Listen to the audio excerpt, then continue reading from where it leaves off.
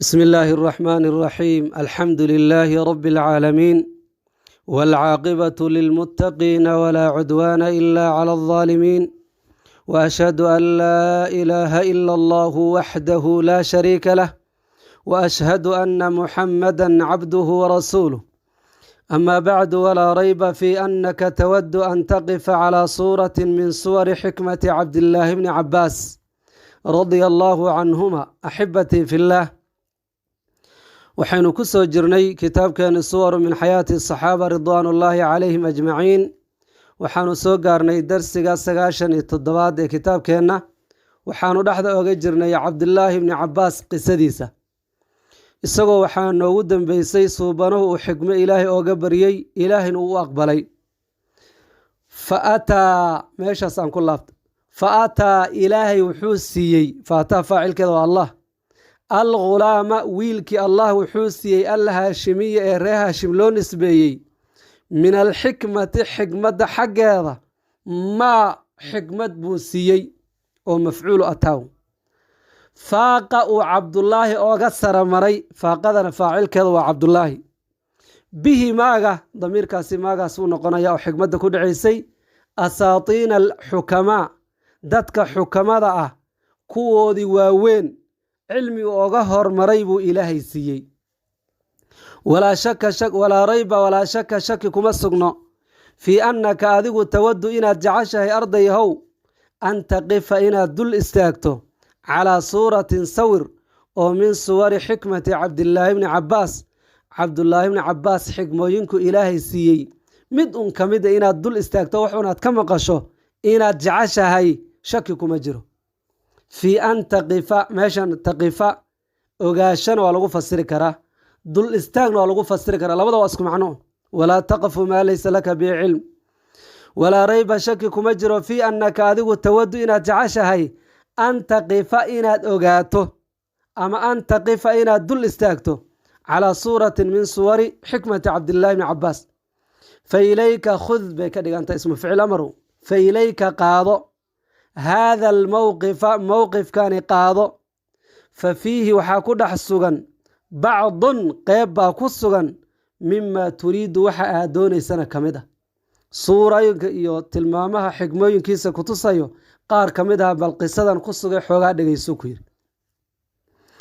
lama ictasala markay fogaadeen bacdu asxaabi caliyin, caliy bn abi aalib asxaabtiisa qaar ka mid a markay fogaadeen oo wakhadaluuhu ay hoojiyeen oy garabkiisa ka baxeen fii nisaacihi doodiisa dhexdeeda, cali doodii uu la galay dhexdeedan ay garabkiisa ka baxeen, maca mucaawiyata radia allaahu canhuma.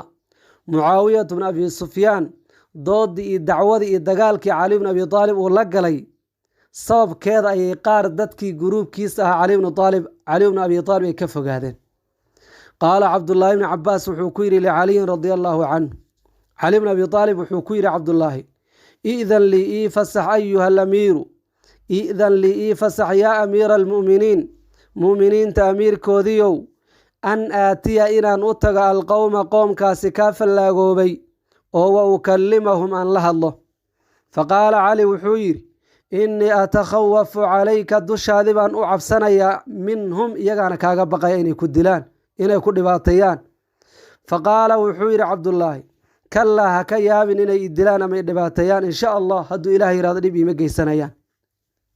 uma dakhala calayhim. meeshan qiso dheer oo aynu ku soo marnay kitaabkii kan ka horeeyey ayaa macnaha uu tilmaamaya dagaalkii u dhexeeyey cali bn abi aalib iyo mucaawiyatu bn abi sufyaan ee dheeraaya saxaabada ku baaba-een ee faraha looga maruubay, kumanaan saxaabada ka mid ay ku dhinteen. dhinac waxaa jiray cali bn abi aalib iyo guruub uu hogaaminayo, dhinacna mucaawiyatu bn abi sufyaan iyo umuna caaisha iyo guruub dhinacaas, zubayr iyo muxuu ahaaye talxa iyo rag badan baa dhinacaasna jiray. waa ti lagu baabayo ilaa ritiga caaisha saarneed lugaha laga jaro, dagaalku istaagi waayo oo muslimiin badan ay ku dhammaadeen. qisadaas halkaasaynu ku soo marnay. qisadaas marka waxaa ka mid ahaa qeybta aynu rabnay in la yidhi bal ha la wada hadlo si dhiigga muslimiinta loo badbaadiyo. caliyow adiguna nin soo dirso, mucaawiyow adigana nin soo dirso, labadaas ninoo wakiil idinka oo macnaha bal xal iyo keeno wada hadal. cali bn abi aalib horey waxaan u soo marnay inuu abu sufyaan soo dirsaday. waxaan dhihi lahaa cali bn abi aalib wuxuu soo dirsaday abu muusa alashcari, mucaawiyana wuxuu soo dirsaday saxaabi la yihahdo camar bn alcaas.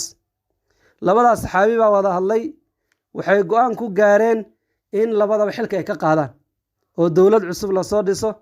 kadib meeshii fagaarihii la rabay in laga hadlo oo warkii ay ku heshiyeen laga sheego, waxaanu soo marnay abu muuse inuu yidhi cali bn abi aalib anigu waan siibay, ninka kalena waan siibay, mucaawiya labadaba.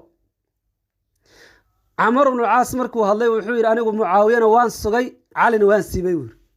meeshuuba ka bilowday khilaafkii isku dhac. qisadaas halkaasaynu ku soo marnay, dib ugu laaban mayne. dadkii cali taageersanaa ee dagaalka la galay ee mucaawiye la dagaalamay ee ciidankii mucaawiye jebiyey ee cali la jiray, asalkoodan in badan oo ka mid a raggii dilay ahaa cuhmaan bnu cafaan ayaa gadooday. cali bay ka go-een. sababahay macno ooga go-eenna darsigaan ku mari doonaa. markay go-een rag 20,000 ah ayaa go-ay iyo weliba ka badan. raggii marka 20,000 ahaa ee go-ay ayaa wuxuu leeyahay ninka la yidhahdo cabdullahi bn cabbaas, caliyow ii fasax bal raggaas aan la soo hadlo, waxay kugu qoonsadeen bal aan soo ogaado. ninkana wuxuu leey war inay ku dhibaateeyaan baan ka cabsanaa, nimankan khawaarij way ku dilaan ka fogow. uma dakhala wuu u galay ninka la yihahdo cabdullaahi calayhim raggii buu u galay 20,000 ahaa ee ka fallaagoobay cali bn abi aalib ee ka fogaaday. falam yara ma uusan arag qowman qole, falam yara cabdullaahi ma arag qowman qole qadu weligiis ashadda ka darnaasho badan ijtihaadan dadaal lagu dadaalo minhum nimankaas khawaarijta ah filcibaadati cibaado. nimankaas fallaagoobay ee khawaarijta noqday ee cali bn abi aalib ka fallaagoobay rag ka cibaado badan weligiis muusan arkin. ninka la yihahdo cabdullahi bn cabbaas, rag qur-aan badan oo qur-aanka aada u xifdiyey oo salaad badan oo cibaado badan bay ahaayeen. masalo baa ku qalloocotay, way gadoodeen. faqaaluu waxay dhaheen markuu u tagay marxaban bika soo dhowow yabna cabbaas, ina cabbaasow soo dhowow bay dhaheen. maa jaa bika maxaa ku keenay, ma nagu soo biirto adiguna ma soo gadooday mise cillad kalaa jirta. faqaala wuxuu yidhi ji'tu waan imid uxadithukum inaan idiin sheekeeyo, inaan wada hadal idinla galaan doonaya. faqaala bacduhum nimankii 20,000 ahaa ee cali bn abi aalib ka fallaagoobay ciidankiisa ka baxay waxay dhaheen laa tuxadithuuh, war ninkan yaan lala hadlin, ninkan dulmi buu wadaay, cali buu ka socdaa yaan juu loo dhihin. wa qaala bacduhum qaarkoodii kalena waxay dhaheen qul dheh nasmac minka waa ku dhegaysanaynaay, hadal muxuu naga dhibayaa, war waxaad soo daynaysa soo daaway dheh, warka soo cadde. faqaala wuxuu yidhi cabdullaahi akhbiruunii bal ii sheega maa waxa tanqimuuna aad ku qoonsanaysaan, aad tabanaysaan cala bni cammi rasuulillaahi sala allahu caleyh wasalam, nabiga adeerkiisa wiilkuu dhalayoo cali ah waxa aad ku qoonsateen ood ku haysataan bal ii sheega. kow wa zawji ibnatihi, suubanaha gabadhuu dhalay ee faatimo ah ninkeeda oo cali ah waxaad ku haysataan bal ii sheega. wa awalu man aamana bihi, nabiga qofkii ugu horeeyey rumeeyo cali ah waxa aad ku haysataan ii sheega. baashuu hoos ugu dhigaya, wiilka nabiga sala allahu caleyh wasalam adeerkiis dhalay cali ah waxaad ku haysataan bal ii sheega. darajo qiimo badan weeyo inuu nabiga qaraabo la yahay, ahlu beytka nabiga uu. qodobka labaadi gabadhii nabigu qabaa oo nin qiimo badan weeyo faatimo ayuu qabaa uu u dhaxay. qodobka saddexaad dadkii ugu horeeyo rumeeyey buu ka mid ahaa, oo dadka ugu horeeyo rumeeyey xagga dhallinyarada isagaa kow ka ahaa. waxaad ku haysataan ninka intaasoo sharaf ilaahay siiyey, 10 mubashariina biljanna buu ka mid yahay, bal waxaad ku haysataan sheega. qaaluu waxay dhaheen nanqimu calayhi waxaan ku qoonsannay 3 umuurin 3 arrimood, ninkan 3 qodob baan ku haysanaa hadduu yahay cali bn abi aalib. qaala cabdullaahi wuxuu yidhi wamaa hiya maxay tahay bal soo daay. qaaluu waxay dhaheen awaluhaa mid ugu horeysa 3daasi innahu ninkan cali ah xakama wuxuu xaakim ka dhigtay, awaluhaa mid ugu horeyso annahu isagu xakama wuxuu xaakim ka dhigay alrijaala rag fii diin illaahi, diinta ilahi inay xukumaan. kitaab ilahay in la isku xukumaa la ogaaye, kitaabka ilaahay xukunkiisa ayuu dad u hoosgalay. abuu muuse iyo camar bnu caas nimankaas u hoosgalay. kitaab ilaahayba hadday noqotay in lagala tashado dad, ninkan waa gaaloobay bay dhaheen, diintu ka baxa. qodobkooda waa kaas. wa thaaniyaha midda labaad annahu isagu qaatala wuxuu la dagaalamay caaishata wa mucaawiya, caaisha iyo mucaawiye oo dhinaceeb uu la dagaalamo dagaal la galay walam yaakhud ma qaadanin khanaa'ima khaniimooyin xoolahoodii ma soo dhicinoo ma khaniimaysanin walaa sabaaya dadna ma soo qafaalanin dagaal buu na geliyey dagaalkuu na geliyey hadduu xaq yahay waay uu dadna u soo qafaalan waayey xoolahan u soo dhici waayey sida nabigaba uu yeeli jiray markuu dagaal galo waa qodob labaad.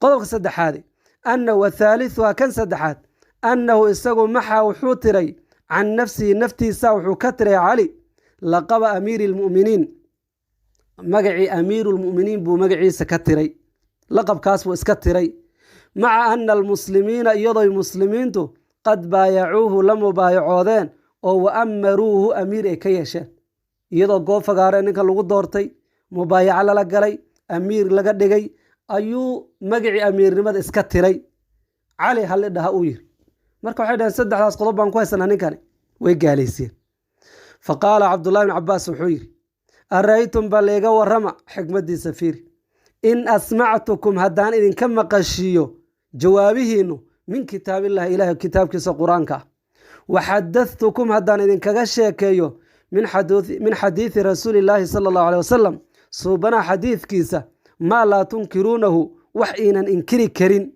aayad qur-aan aan inkiri karin xadiis saxiixoon inkiri karin haddaan jawaabahaas idinka siiyo afa tarjicuuna ma ka noqonaysaan camaa antum fiihi waxaad ku sugantihiin oo gaalnimo ah waxaad ku sugantihiin oo fallaaganimo ah ma ka soo noqonaysaan qaaluu waxay dhaheen nacam haa haddii jawaabo aan ku qanacna aad kitaabka iyo sunnada ka keentahay waan qancayna qaala wuxuu yidhi cabdullaahi amaa qowlukum oraahdiina aad tirahdeen innahu cali xakama wuxuu xaakim ka dhigay alrijaala rag fii diin illaahi ilaahay diintiisa dheh eebba diintiisa in la isku xukumo ayuu rag wakiil ooga dhigay haddaad dhahdeen faallaahu subxaanahu wa tacaala ilaahay nasahnaaye sarreeye yaquul wuxuu odhanaya yaa ayuha aladiina aamanuu kuwa rumeeyow intay waajibtay in la rumeeyow laa taqtuluu hadilina buu ilaah yidhi assayda ugaadha hadilina wa antum walxaal antum idinkuna xurumun muxrimiin aatiino xaji cumro xirtay waman ruuxii qatala dilo hu ugaadhii dilo oo saydkii dilo minkum idinka mid ah mutacamidan isagoo u kasayana kas u dilon kama ayna ka ahayn fajazaaun facalayhi waxaa dushiisa ku waajibayo jazaaun abaalgud jazahaasoo mithlu maa shay lamid ah qatala uu dilay oo min annacami nicmooleydi ah lo-di iyo geeli arigi yaxkumu bihi waxaa xukumayo shaygaas uu dilay midka u dhigmo dhawaa cadlin laba caadilin u saaxiib ah oo minkum idinka mid ah aayaddaas u soo qaatay ilaahay wuxuu yidhi dadka xajka ama cumrada xirtayow idinkoo muxrimiina ugaar ha isku dilina ugaadha xaramka yaan loo dhowaanin midda duurka kale yaan loo dhowaanin marba haddaad xaj ama cumro xirato ugaadha ka fogow qofka khalad inta ka dhaco kas u dilo ugaadhaasi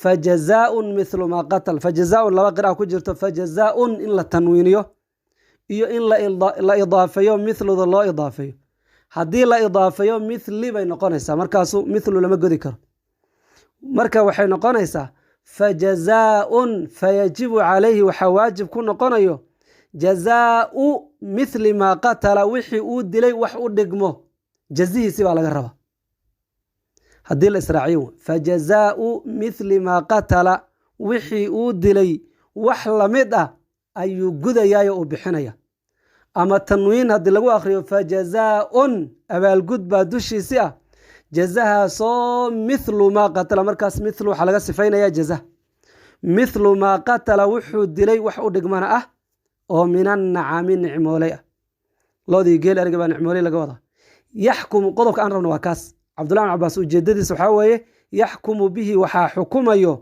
waxaas qofka uu dilay dhawaa cadlin minkum laba ruuxu caadilin oo idinka ka mid ah anshudukum allah ilaahay baan idinku dhaariye afa xukmu rijaali ragga xugunkooda fii xaqni dimaa'ihim dhiigooda daadanaya joojintiisana ay xukumaan wa anfusihim naftooda dhimanaysa ay xukumaan iyo wa salaaxi daati baynihim dhexdooda dhibaatada u dhaxaysa oy xalliyaan oy xukumaan miyaa axaqu xaqnimo badan am xukmuhum ama ragga xukunkoodiibaa xaqnimo badan fii arnabin bakayle ay xukumaan bakaylahaasoo thamanuha lacagtiisu rubucu dirhamin dirham 4 loo qeybiyey qeyb ka mida ay joogto aayaddu waxyaabaha laleeyahy rag ha loo saaro hal xukum ay aayadda leedahay xayawaanada la dilaya waxaa ka mid a bakayle iyo qoole iyo shimbiraha ka mid ah haddii ilaahay uu yidhi shimbirahaasi qiimahooda rag ha xukumen hadduu ilaahay yidhi